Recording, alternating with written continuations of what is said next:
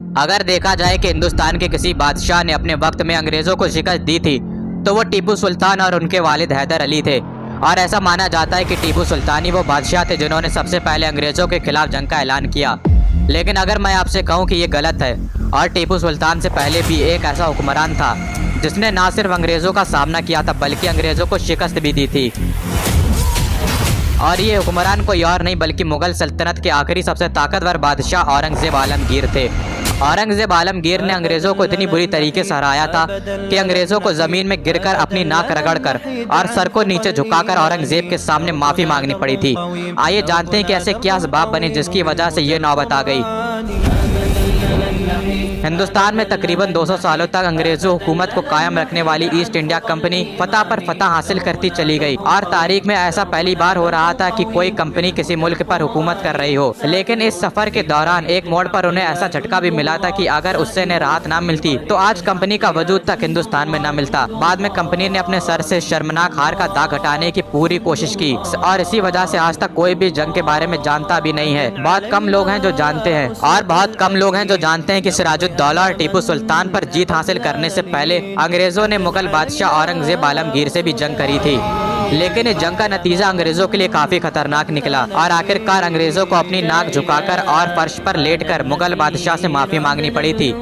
दोस्तों, ये दास्तान कुछ इस तरह से है कि ईस्ट इंडिया कंपनी की नींव रखने के बाद हिंदुस्तान के कई इलाकों में ईस्ट इंडिया कंपनी ने अपनी फैक्ट्रियां लगाना शुरू कर दी और अपनी तिजारत को बढ़ावा देने लगी, जिनमें मशहूर इलाके सूरत, मुसल्लीपट्टनम, मुंबई और हुगली थे। उस दौर में अंग्रेज हिंदुस्तान से रेशम और कई तरह के कपड़े ले जाया करते थे और खास तौर पर उस वक्त बंगाल के ढाका का मलमल की ब्रिटेन में ज्यादा मांग थी। अंग्रेजों की तिजारत पर उस वक्त कोई भी टैक्स नहीं लगाया जाता था, बल्कि अंग्रेजों का जो भी सामान हुआ करता था उसका 3.5% उनसे वसूल कर लिया जाता था। सिर्फ अंग्रेजी नहीं, उस वक्त डच, पुर्तगाली और कई तरह के तिजारत करने वाली यूरोपीय भी थे। उन्होंने मुगल अधिकारियों से मिलकर वो सारी परमिशन अपने पास ले ली जो अंग्रेजों के पास थी और अंग्रेजों को ये बर्दाश्त नहीं हुआ कि उनकी तिजारत में कोई और भी हिस्सेदार बने।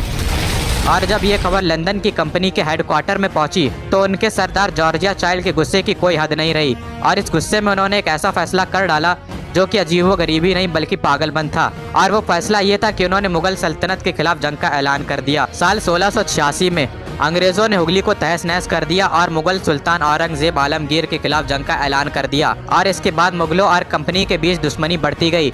लेकिन अंग्रेजों ने पूरी सूरत हाल को गलत समझा और मुगलों की ताकत को कम समझा था।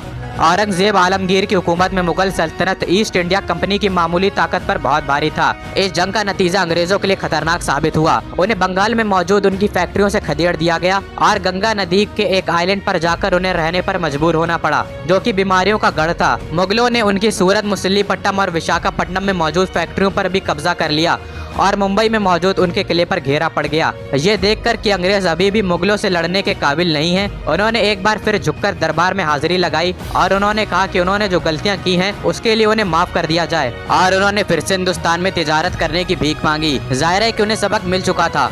औरंगजेब आलमगीर से तिजारत के मुतालिक छूट लेने के एक बार फिर उन्होंने चापलूसी का सहारा लिया। मुगल अधिकारियों ने अंग्रेजों की बदमाशियों को माफ कर दिया। वो ये जान भी नहीं सकते थे कि ये छोटी सी दिखने वाली विदेशी कंपनी एक दिन इस पूरे मुल्क के लिए खतरा बन जाएगी। इसी वजह से उन्होंने ये मान लिया कि कंपनी के जरिए की जा रही तिजारत से हिंदुस्तानी दस्तकारों और तिजारतकारों को मुनाफा होता है और इससे सरकारी खजाने की आमदनी भी बढ़ती है।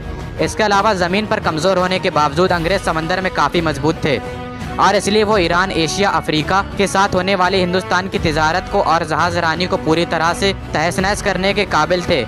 इसके बाद जब अंग्रेजों ने औरंगजेब आलमगीर के सामने झुककर और अपना सर नीचे रखकर माफी मांगी तो औरंगजेब आलमगीर ने उस वक्त अंग्रेजों पर 1.5 लाख रुपए का हर्जाना लगाकर उन्हें माफ कर दिया और तिजारत करने की छूट दे दी। लेकिन सोचने वाली बात यह है कि अगर औरंगजेब आलमगीर उस वक्त अंग्रेजों को फिर से तिजारत करने की छूट ना देते तो आज हिंदुस्तान की तारीख क्या होती। उस वक्त सोचा भी नहीं गया होगा कि आज की माफ़ी की वजह से अंग्रेज आगे जाकर इतनी बड़ी ताकत बन जाएंगे कि वो पूरे हिंदुस्तान पर अपनी हुकूमत कायम करेंगे। और अंग्रेज़ों ने इस जंग को अपनी तारीख से मिटाने की पूरी कोशिश की कि किसी तरह ये किस्सा हिंदुस्तान के लोगों के सामने से हटा दिया जाए और हिंदुस्तान की किताबों से गायब हो जाए। लेकिन तारीख को छुपाया जा सकता है, मिटाया नहीं जा सकता। ये तो उनकी तारीख है कि उन्होंने झुककर अपना सर नीचे ज़मीन में रखकर एक हिंदुस्तान के बादशाह से माफ़ी मांगी थी।